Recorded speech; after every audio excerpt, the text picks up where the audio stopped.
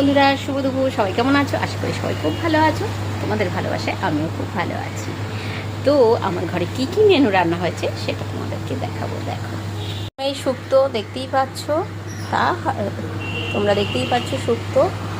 এই যে শুক্তো হয়েছে সব রকম ডাঁটা ঠাটা দিয়ে, সজনে ডাঁটা, পেঁপে, দুধ, অনেক কিছু দিয়ে হয়েছে। জানোই তোমরা, সকলের বাড়িতে হয়ে থাকে।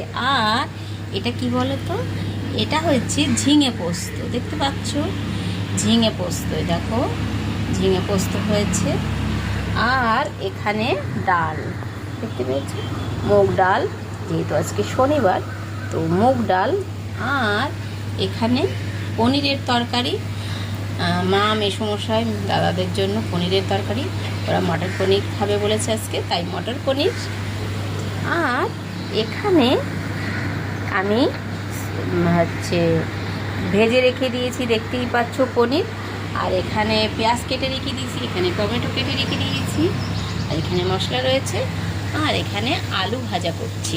কি বলো তো, আলু ভাজা করছি। এটা হচ্ছে কড়াই পনিরের জন্য। কড়াই পনিরেতে আলু দেয় না, বাট আমার ছেলের যেহেতু ভালো লাগে, ও আলু পছন্দ করে, তাই ওর জন্য আলু দিচ্ছি। ক্যাপসিকাম দিতে হয় কড়াই পনিরে।